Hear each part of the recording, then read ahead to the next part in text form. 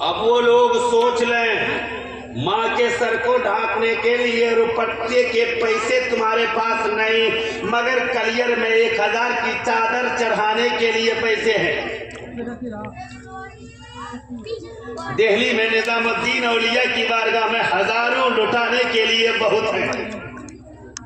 اجمیر شریف میں جا کر کئی ہزار کے چادر چڑھانے کے لیے تمہارے پاس تو پیسے ہیں، مگر ماں کے روپٹے کے لیے تمہارے پاس کوئی پیسہ نہیں۔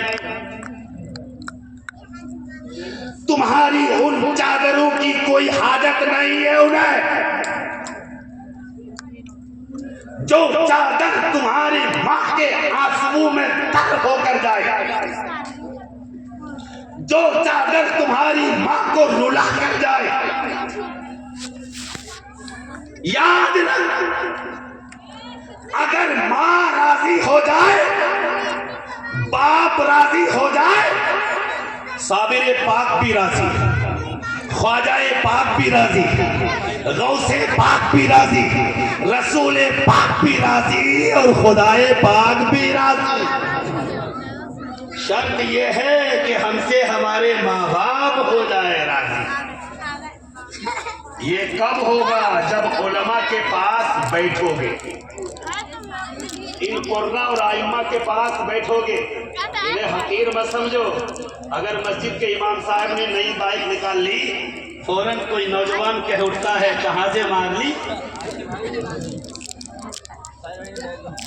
میرے دوست، ہر قوم اپنے رہبر کو اعلیٰ دیکھنا چاہتی ہے، ہر قوم اپنے پیشوا کو بلند و بالا دیکھنا چاہتی ہے، ہر قوم اپنے قائد کو، اپنے مقتدا کو، اپنے امام کو ٹاپ کلاس کے مقام پر دیکھنا چاہتی ہے۔ لہذا تم تو اشرف ہو، تم تو اعلیٰ ہو، تم تو خیر امت ہو، تم تو مصطفیٰ جان رحمت کے مگر تمہارا امام مصلی امامت پہ بیٹھ کر تمہاری بھلائی کی دعائیں کرتا ہے، محلے کی آبادی کی دعائیں کرتا ہے۔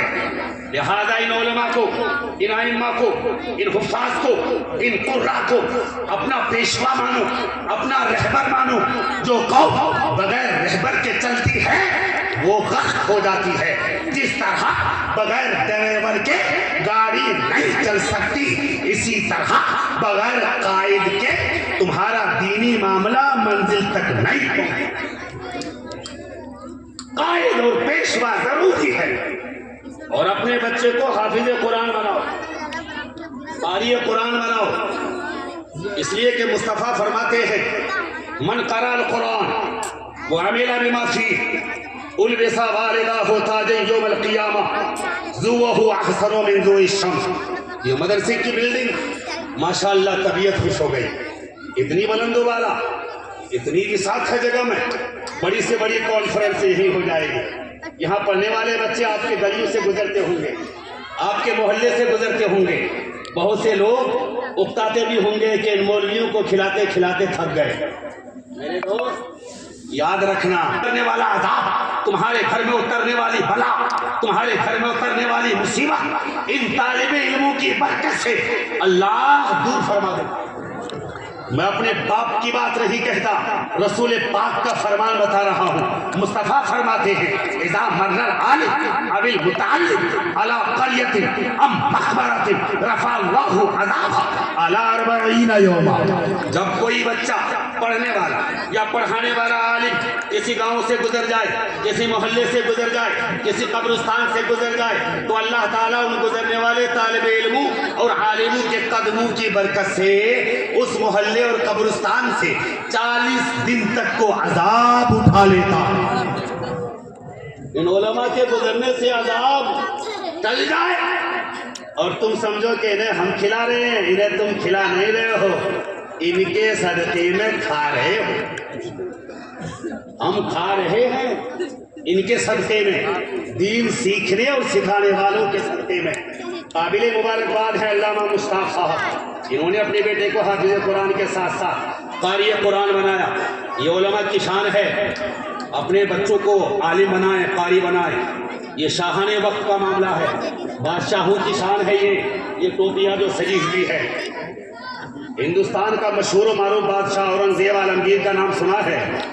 آپ نے سنا ہوگا، ولی تھے ولی، اپنے 2 بیٹوں کو حافظ قرآن بنایا۔ کتنے بیٹوں کو؟ 2 بیٹوں کو حافظ قرآن بنایا۔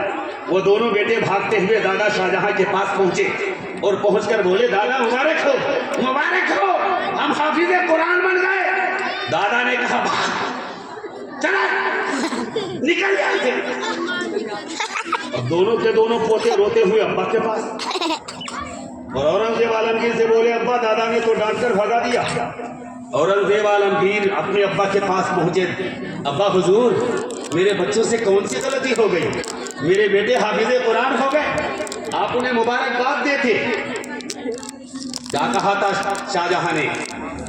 لکھو، دل کے دائرے میں لکھو۔ شاہجہاں نے کہا تھا، اے اورنگزیب مبارکباد تم دو گے، مبارکباد تیری بیوی دے گی، اس لیے کہ تمہارے 2 بچے حافظ قرآن ہوئے ہیں، تمہارے سروں پہ قیامت میں تاج سجے گا۔ شاہجہاں کو خوشی اس وقت ہوگی جب شاہجہاں کا بیٹا اورنگزیب حافظ قرآن ہوگا۔ مگر بیٹا بیٹا ہی تھا، بادشاہ وقت اتنی مصروفیت کے باوجود حفظ قرآن میں لگ گئی۔ تاریخ بتاتی ہے 6 مہینے میں حافظ قرآن ہو گئے، اور بھاگ کر اپنے ابا کے پاس گئے اور بولے، ابا حضور مبارک ہو، مبارک ہو، کل قیامت میں صرف میرے سر پہ تاج نہیں سجے گا، آپ کے سر پہ بھی تاج سجے گا، اس لیے کہ آپ کا بیٹا اورنگزیب عالمگیر بھی حافظ قرآن ہو گیا ہے۔ تو قابل مبارکباد علامہ مشتاق صاحب، ان کا بیٹا قاری قرآن بنا، قاری مجاہد صاحب، اور مصطفیٰ کے فرمان کے مطابق ان کے سر پہ بھی تاج سجے گا، ان کی اہلیہ کے سر پہ بھی تاج سجے گا۔ بعض روایتوں میں آتا ہے کہ 7 نسلوں تک بخشوانے کے لیے ایک حافظ قرآن، قاری قرآن، بشرطے کہ وہ عامل قرآن بھی ہو، عامل حدیث بھی ہو، اس کا علم کا اثر 7 نسلوں تک چلتا ہے۔ علم کا اثر 7 نسلوں تک چلتا ہے۔ بیٹا دیکھتا ہے، پوتا دیکھتا ہے، پر پوتا سیکھتا ہے، پھر اس کی اولاد سیکھتی ہے، گویا کہ علم کی روشنی 7 نسلوں تک پہنچتی رہتی ہے۔ قابل مبارکباد ہے یہ سب علماء جو حافظ قرآن، قاری قرآن آپ کے سامنے ہیں۔ اللہ رب العزت قرآن پاک